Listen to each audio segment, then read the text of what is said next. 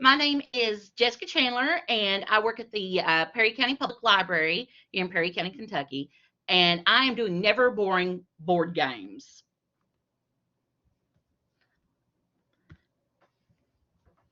And I am a huge board game fan. Obviously, you guys are too. I can see in the side comments. But I really want to talk about board games in a library setting. And there's different types of board games. And the reason why I'm going to talk about a little bit around some technical stuff is never assume that somebody knows what a board game is. I just learned about spoons. So, and that was like in the last 15 minutes in chat.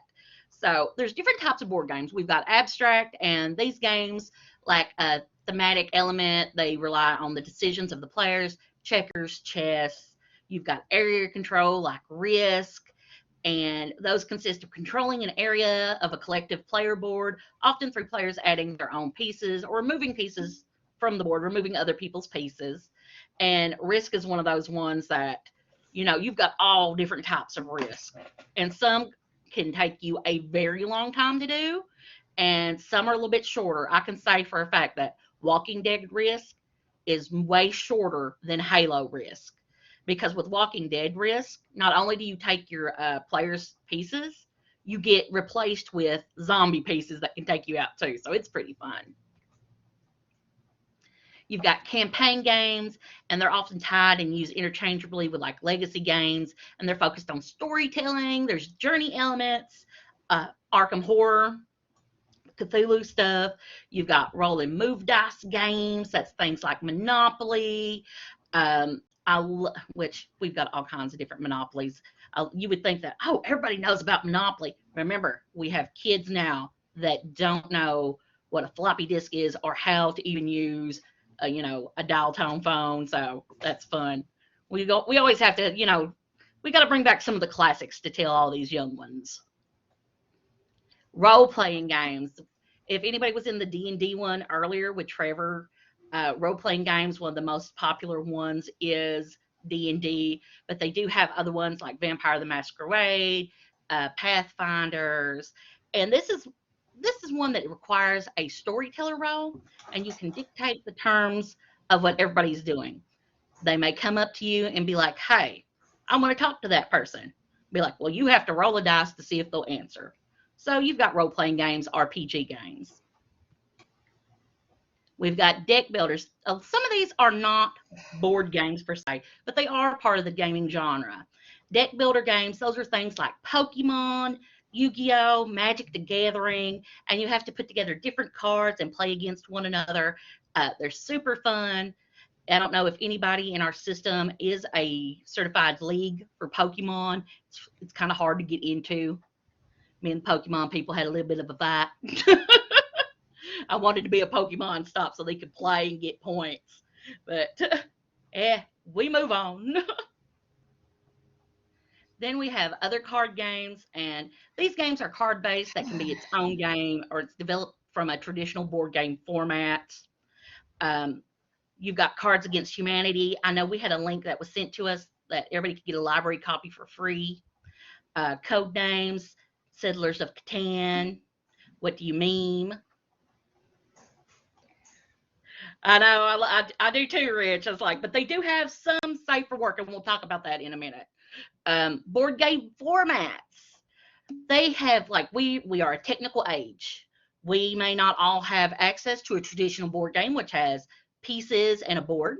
You've got your pen, paper, and dice games like RPGs. You've got a card game. We've got things like MagGab, Scrabble, Monopoly Deal. Monopoly is one of those ones because it's been around so long, it was the best example to use. You've got e-format, which is video games or app games, giant games, and these are games that are enlarged for outdoor use. We have a really huge Connect 4 here that the kids love. It's put up right now, but it's so much fun. They love it. I also found like large wooden dominoes that I'm a little in love with. I love these things. They're super fun. The Jenga sets. Jenga, you can actually make your own Jenga set, and you can use like cardboard, which is a little bit better. Like if you can get it smooth enough, just because the big blocks scare me because I keep thinking, there goes my toe. I'm klutzy. Where, what, and why to buy certain games. And I know everybody, we were talking about that earlier. Why do we want to buy a certain game? Is it a good game? All games are good in their own way. Where do I buy my games? Most retail stores sell board games, bookstores, comic shops, um, Steam Power. There's all kinds. Row 20. If you don't have a budget, you can reach out to your community and accept miscellaneous games and game pieces. You can tell them, be like, you've got something that may have like a half a set of a life game. Be like, we'll take that. Because you never know, you may have the other pieces. Somebody may donate another piece. This is a good thing to take care of. Like, at some point, you're going to lose pieces. It happens. We've all done it. It may get tore in a fit of rage. We were talking about that earlier, tearing pieces up. So it's good to have a stash of figures away for rainy day. If your library has a 3D printer, you can find a variety of files to replace missing pieces. Missing pieces can also be turned into a crafting program for patrons where they make replacement pieces, or you can even turn them into a really cool art project, which is fun to do.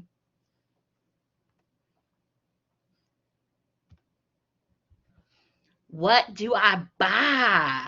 This is one of those things you really have to know your community, and you guys do. If you are if you're any type of programming librarian, bookmobile, anything like that, you know your patrons, and they're there. They talk to you. You know what they like. When choosing games, please keep in mind several things. How much storage space do you have? Can you only house about 10 or 12 games? Or do you have room to put, I don't know, 40 some? I actually have, like, behind me, I brought some out of my teen room storage and put them on my shelf. This is just some of my games. This is like 41 board games, not counting the card games that I have behind me. So you can say that I'm a bit of a fan of board games. Do you have gaming table space? Some of these you need a lot of space to put your stuff out on. How many players are needed?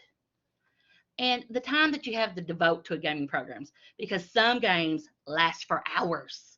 Some games can last for days. I have seen it happen. We were talking about phase 10 earlier in the chat. They can last for a long time. And keep in mind the age rating for your games that you buy, because some games are made specifically with an adult audience in mind, like Exploding Kittens. Who in here has ever seen Exploding Kittens? They have Exploding Kittens, which is a card game. HC, yeah. Yes, Alicia. I see your hand up. See two more. Oh, I was just raising it for Exploding Kittens. Yeah. Well, this is one that you can find. I think I got this at Walmart, maybe off of Amazon. And there's certain sets. This is rated ages 7 and up is the suggestion for 2 to 5 players. And it's super cute. It's a card game for people who are into kittens and explosions and laser beams and sometimes goats. And then we have NSFW. For those that don't know, NSFW is not suitable for work. So that might be something a little adult that you couldn't have your 7-year-old around. And we've actually had that happen. We bought some games. One of our people didn't see that it said NSFW. They didn't know what it meant. So I had to take them to them and tell them what it meant. So it was really funny. I was like, yeah, I don't know if you want to play that with the little ones, which is always fun. But like I said, you know your audience. Why should I buy this game? Well, there's a lot of things to consider. Like I said, you've got your age ranges, the reviews, the game playing duration. Love Scooby. Scooby-Doo Clue is a fun one. The amount of players involved. Is it complicated? And the price are named a few because if you don't know, board games can range from $5, $6, $70 some dollars. I mean, really expensive on some of them. And classics are called that for a reason. It never hurts to have a few time-honored classics in your collection. Most classics have been rebooted into new fun games. Walking Dead Risk, My Little Pony Monopoly, Rick and Morty Clue. They've got all kinds of different ones, and they just go with the current popular trend. What's popular, they're going to make it into a game. Make sure to have some two-person games, four-person games, and four-plus person games.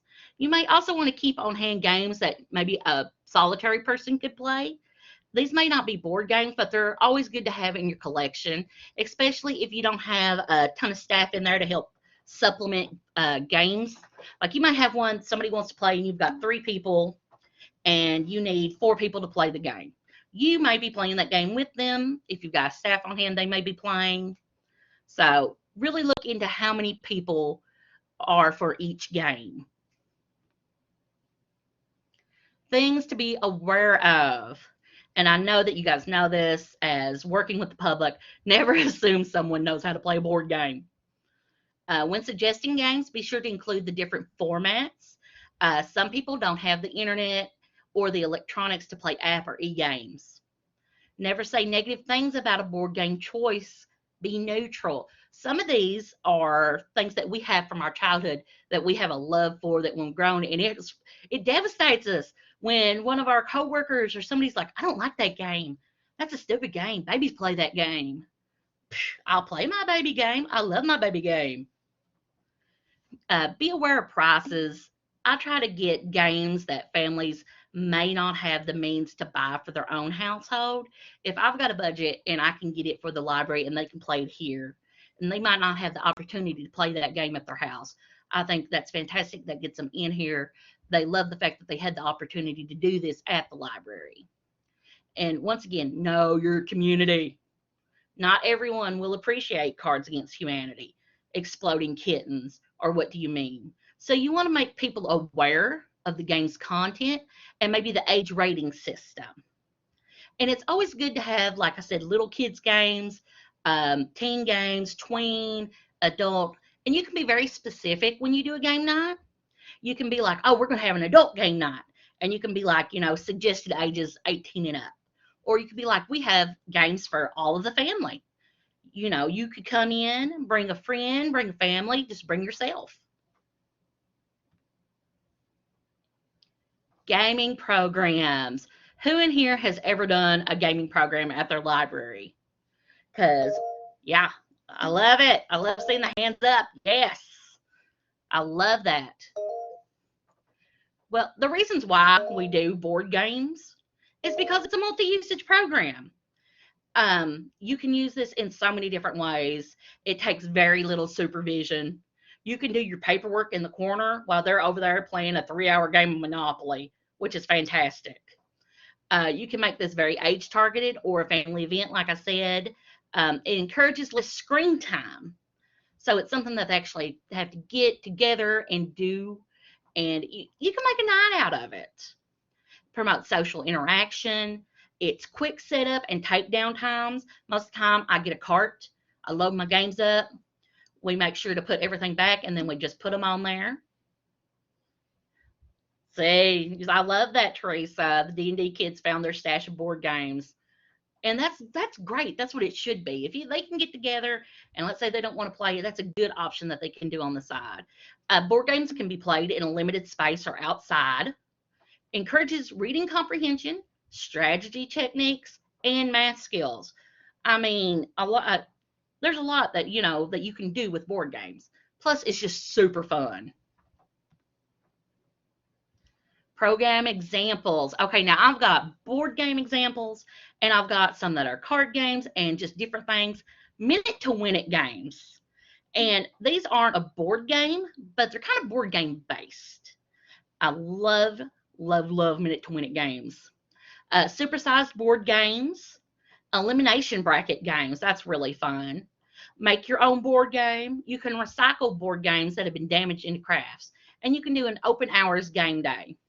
Every summer reading, one of my best programs is I will put out board games, and from like 10 o'clock to 3 o'clock or even later, I'll be like, come in, play board games together. Every time you win a game, if it's like something that's not hours long, You get a ticket. The more tickets you have, the better the prize that you can pick from my pile. It's a good way to get rid of like leftover program supplies. This is one of my favorite games. This is a classic at our library. And this is a minute to win it, Y'all Pig. So it's not a board game, but it's kind of like Hungry Hungry Hippos. Your floor is your board.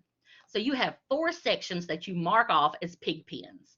And you can do that with masking tape, washi tape. If you want to put down pool noodles, it's whatever you want to do to make your pig pen. Fill about 20 pink balloons and decorate them as pigs. This is Y'all Pig. We love our Y'all Pigs. And using something like, for our little kids, we use a fly swat. For our like adults that, a little bit taller, we get the really long dowel rods, and those are your herding sticks. So you set a timer for 1 minute, and you have everybody at their pens. And when you say go, they go to the middle of the floor, and they have to herd a pig one at a time back into their pig pen. And whoever has the most pigs after a minute wins. And another version of Y'all Pig, meet Bok Bok. We got to take it back home to roost. And we love Bok Bok. And those are super fun. You can do and you don't even have to decorate them if you don't want to. If you want to do by colors to make it a little bit more, intense, you'd be like, you have to get all the purple or you have to get all the green. So much fun. Oh, exactly. You could definitely turn them into fish, whales, jellyfish. I made those. You could go jellyfishing. You could be SpongeBob and go jellyfishing. So much fun. So many things that you can do with balloons. But that's another program. Giant Hungry Hungry Hippos. Has anybody ever done the Giant Hungry Hungry Hippos?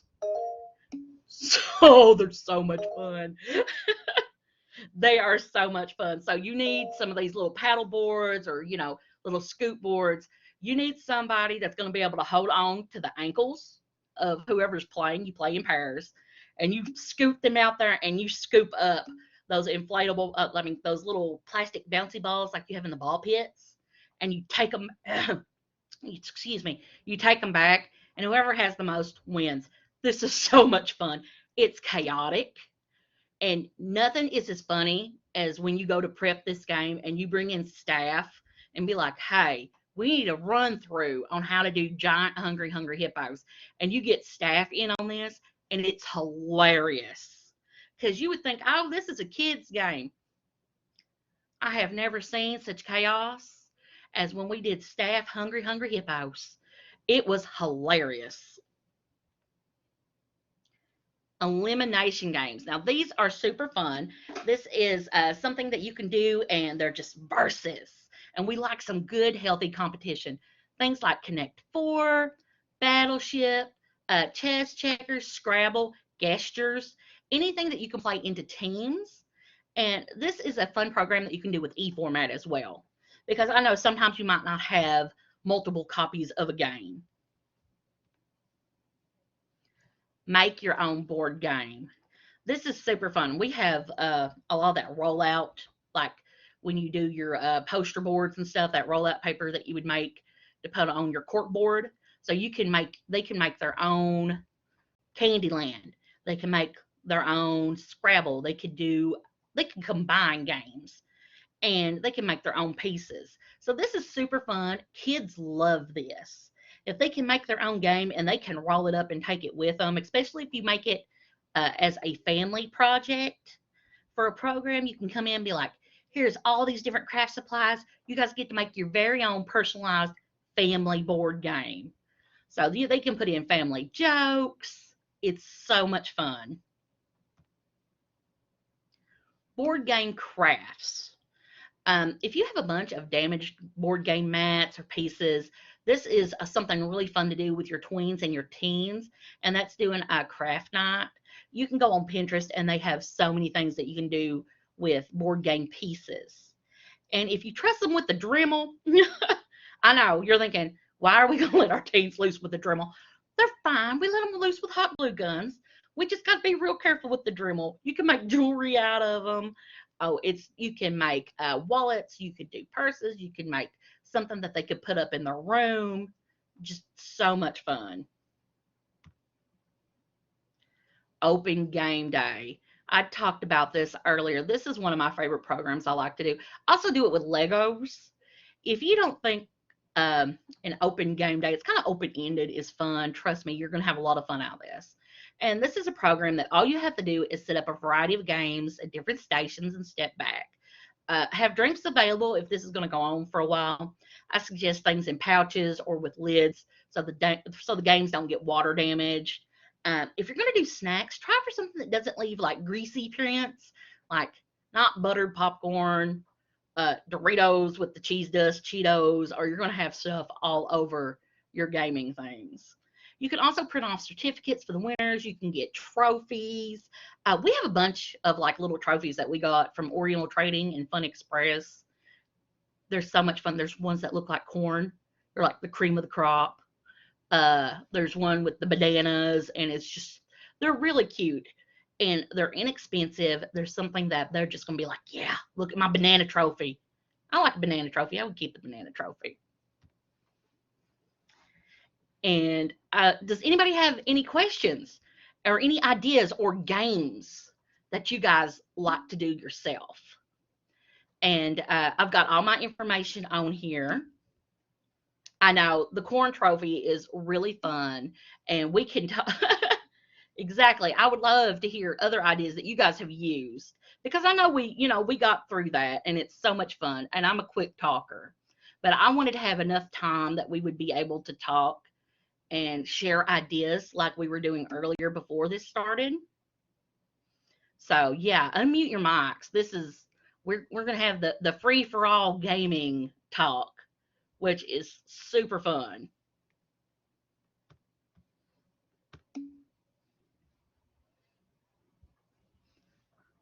Now y'all don't be quiet now. There's 54 of us.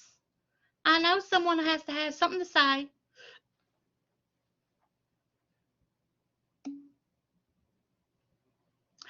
We have not done the escape room yet. We've bought several of the kits, but as soon as we got the kits, before we could do them, COVID happened. So I'm looking really forward to it. Has anybody else done an escape room? That's nice. With events in Bath County. I like that. Oh, that's great. That's kind of like when we go to the conferences and they give us the bingo board to fill in.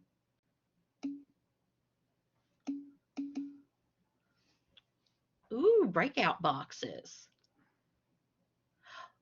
Oh, that's wonderful, Melanie. If you guys see that, like she had the couple of gaming stores that donated to them, that's really great.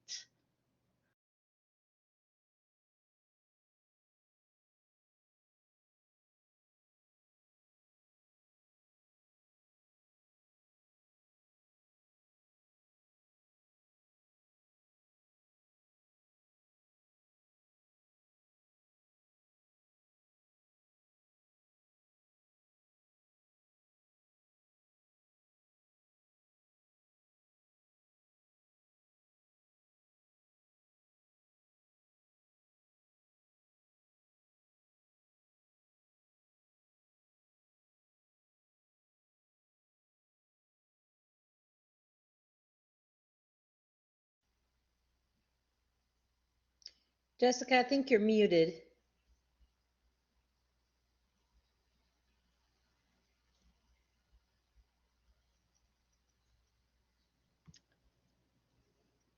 I don't know how I got muted. That was weird. I've just been sitting here talking. I'm so sorry, guys. Oh, a Stranger's Things escape room. I love that. Ooh, failed roll. What's that?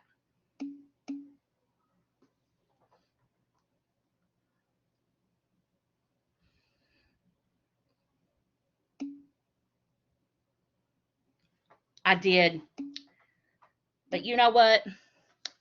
Crit happens. It does. I failed that roll hard. Oh, things I forgot to say. This was not part of it, but this is just a really good suggestion. Things like Yahtzee, Farkle, Life, we tend to lose the instructions. I highly suggest printing them off, putting them in a sleeve, and putting them in a binder. That way, you have a copy of all the directions and how to play these games. Because trust me, there will be an argument on what is an official rule and what was a home game rule. Now, I did my escape room boxes off of Amazon. Yes, save the original. If you can photocopy that and have a copy for your set and then put the others up, that is a fantastic idea. And if you have the chance and you have the funds, I highly suggest get your own spin wheel. This thing is fantastic. We have so much fun. If there's arguments, you can solve arguments. Be like, who's going to go first? And it doesn't tell you who to go first. Be like, pick a color, spin the wheel. These are so much fun. Plus, it does the little click clack. And this one is dry erase, so I can actually fill stuff in. And I think I got this off of Amazon because I don't have like a lot of gaming stores in my area. If anybody's ever been to Perry County, we don't have a ton of places to buy things. But I do like that.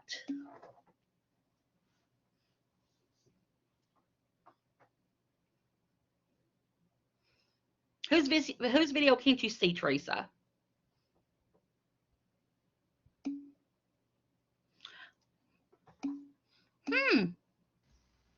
We just made her bigger.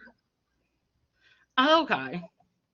So yeah, so you might want to show the spinny wheel again if you don't mind, Jessica. Oh yeah. Listen, and these come in various sizes. This was the size that my supervisor let me get. And Jessica, there are much bigger sizes that I wanted, but I got told no. So I kept this one and I love this. And it's so much fun and it's dry erase. And we actually used this a couple of years ago at our festival.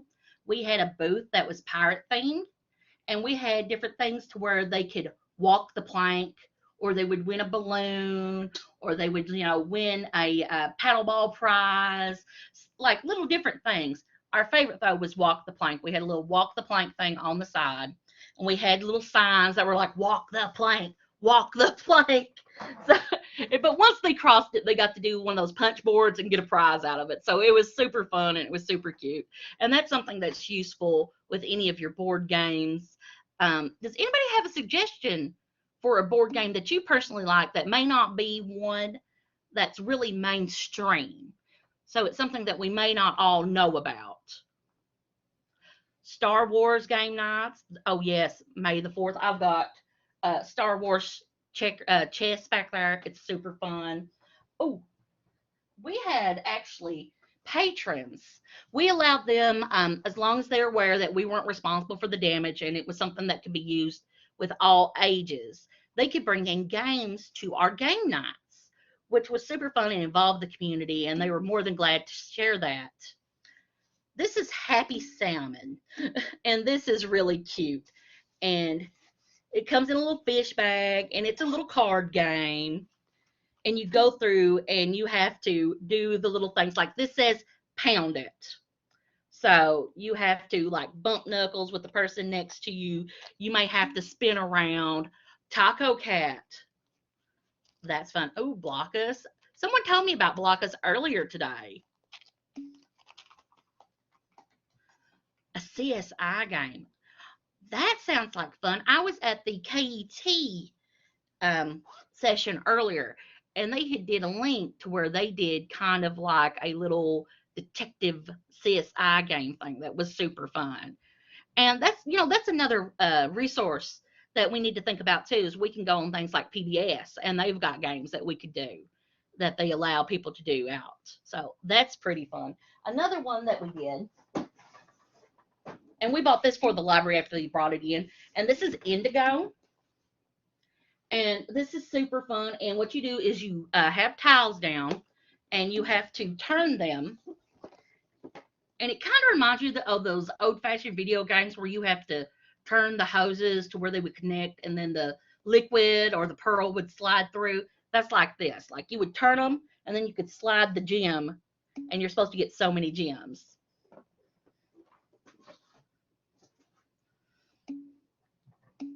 Yes, those were super fun earlier. I really, really liked those. They had so many games on the apps. And I'm so glad that everybody like plays game. Is there anybody that's never really played a board game? Sushi Go is a good one for just a few players. And let's not forget like the old trusty bicycle cards. Just old fashioned gaming cards, solitaire, poker, Texas Hold'em, blackjack. I learned how to count as a child playing blackjack with playing cards. But those are some like really fun ones that we can do. Did anybody say if there was anybody here that had never really played board games? Because we have a staff member here. Oh, that is Happy Salmon. Super cute.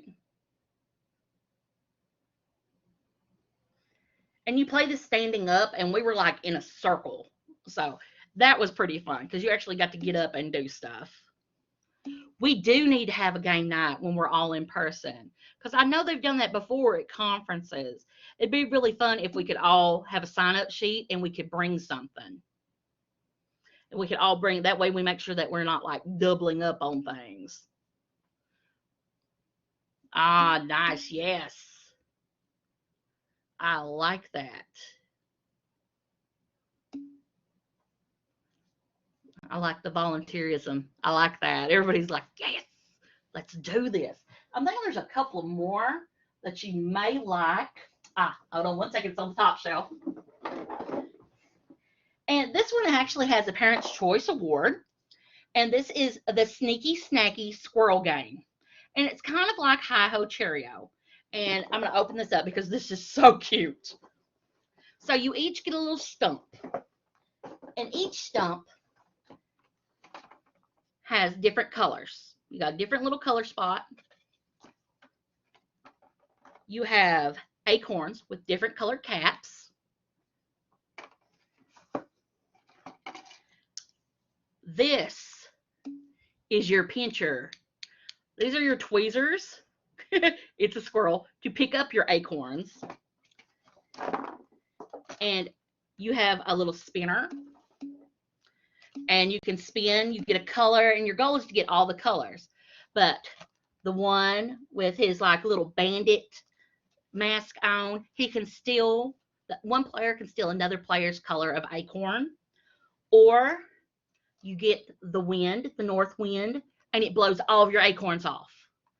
And this is, yes, it's great for fine motor skills. And this is super fun for little kids. I ain't even going to play. I'm almost 40 and I love this game. It's just too much fun. I like Snacky Snacky. And I think it has a lot to do with the squirrel because look at that squirrel. This is adorable. Who wouldn't want to play with this squirrel? And some of the more adult games are a little bit harder. This is Labyrinth. So it's a little bit more complicated. It's got cards, it's got wizards. It's super fun. Like I said, we have a lot of different little games here that we like to use. I have some of the original clues. I've got some of the original Monopolies. I've also got the themed ones. Ooh, Camel Up. What is Camel Up? Because that sounds fun. Because it's camel. I know, no David Bowie. But nobody says that you can't 3D print Jareth the Goblin King and put that in there. It's our rules. We can do house rules. There's nothing wrong with that. And we can even like, we'll put a little puffball and do a little Fitz gig. It'll be cute. We love Labyrinth. It's a little fun. It's like my daughter will go around singing, singing the songs. It's really cute. I love anything with the puppets.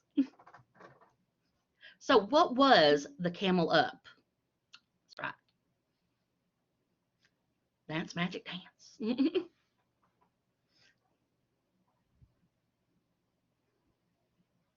Has anybody else got any more suggestions? Ah, there we go. Board Game Geek, love it. You can find so many. Like, and board games are something that's never going to go away. Board games, the first board game that they found on record, it's been about 5,000 years, was the first, thing. And it was in Egypt because, all the cool stuff comes from like the Egypt area. You always like every time you come up some like in ancient Egypt. I'm like, yeah, cool. So one of the first board games is from Egypt, or at least the ones that are on record. So we're not quite sure, what other board games they may have been playing back in the day. But the fact that we've had them for about 5,000 years tells me that they're really not going to go away anytime soon, I wouldn't think. It's like Clue, but for young kids. Ooh, I like that. Anything that's like Clue is a favorite of mine because that is one of my favorites.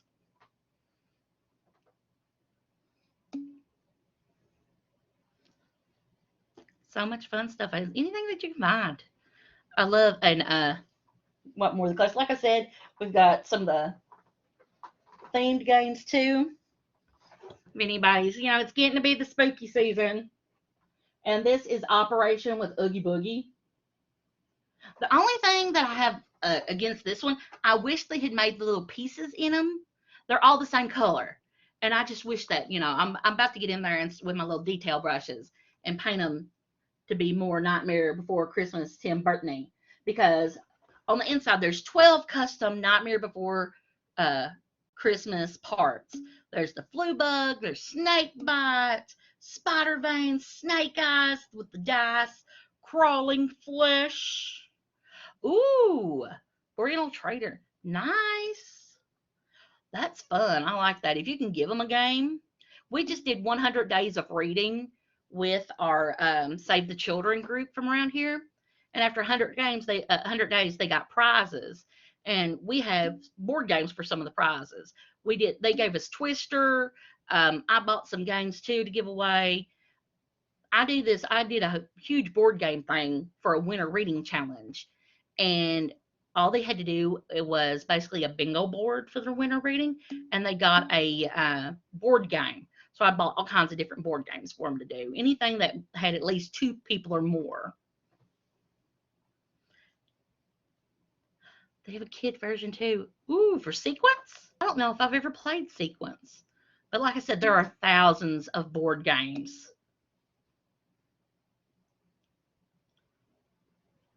Oh, I like that.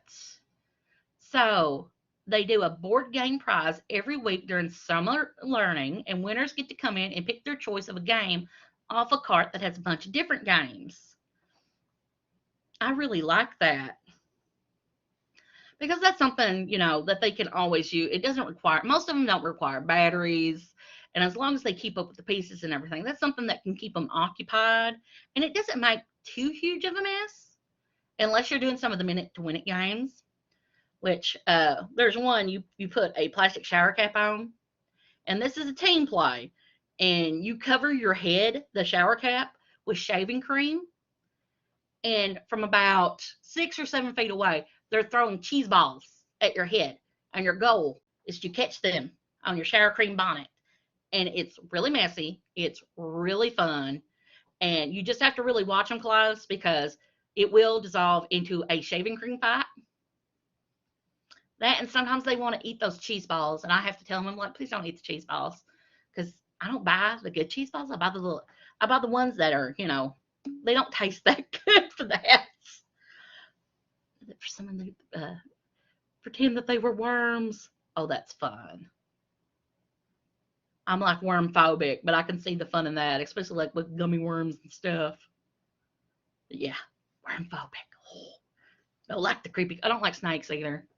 But I've got like snakes and ladders. So I really want to thank everybody for coming to this. Especially, we had 54 people, and I'm just really super happy about that. Yeah, that happens. Yes, I've got apple to apple, things like Hi Ho Cheerio. It's Thank you, Rich. I love having tons of fun, but I can see that with the little kids. That's the reason I always try to tell them get some little tiny ones like the sneaky stacky squirrel or shoots and ladders. Barrel of monkeys. I have barrel of monkeys on my shelf because barrel of monkeys is a barrel of fun. I try to do tons of recommendations because I am a huge fan. The amount of board games I have at the house is a little ugly. We have a bookshelf that has board games all over it, and I love a lot of themed board games.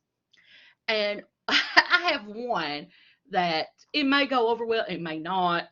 It can be seen like as insensitive, and it's the Redneck Game of Life.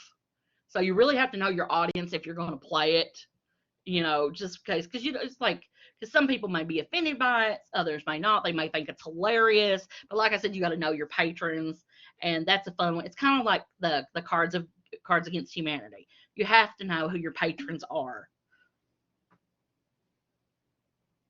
We do that too. I usually have the other programmers. We have an outreach programmer that during the month of June, she helps me with summer programming. Our adult librarian helps me, and we usually all team up together for our game days because we always want to make sure that somebody has somebody to play with.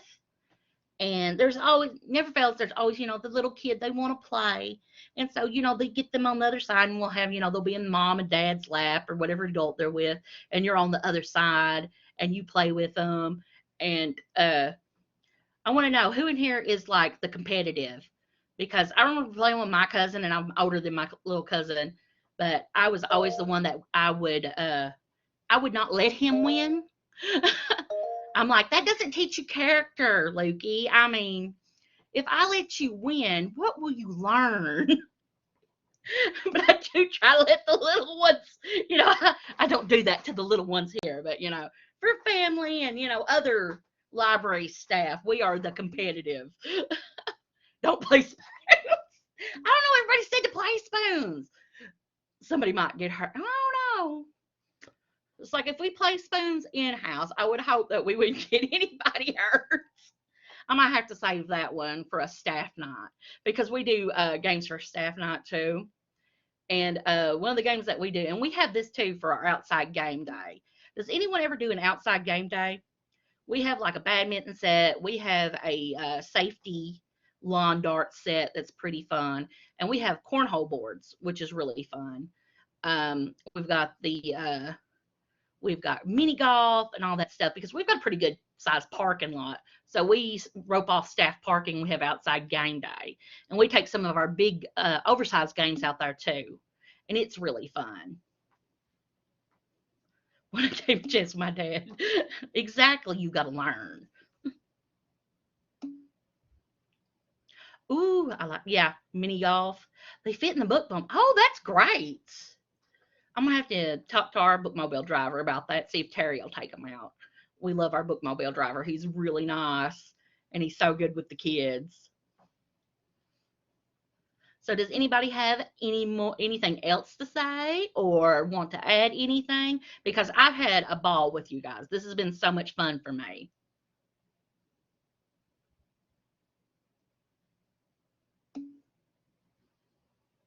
Thank you, Teresa. It's so sweet. And the other Teresa, I like that. And two different spellings. That's keep you guys apart.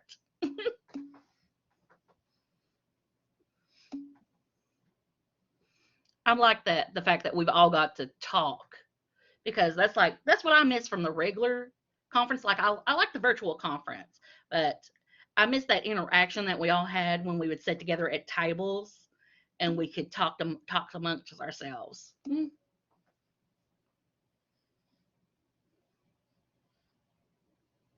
I want to thank you, Alicia, and you, Hillary, for being my moderators and my tech moderator. Thank you so much.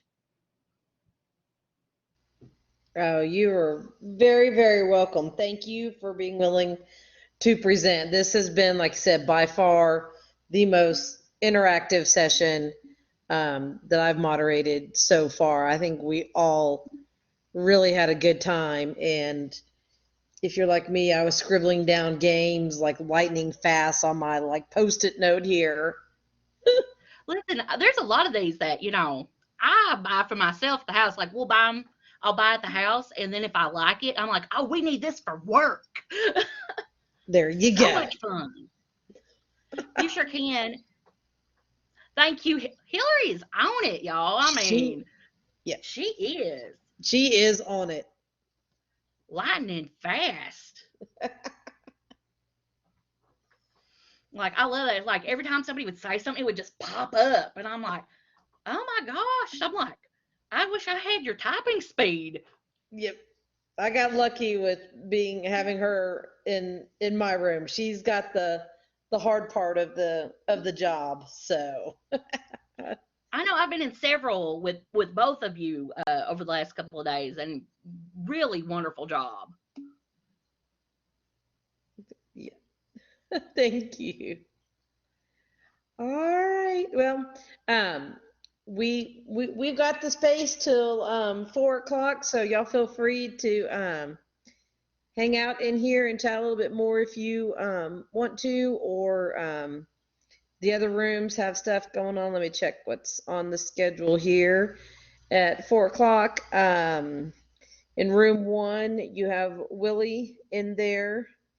In room two, we have book clubs, discussion groups, and schools. Oh my.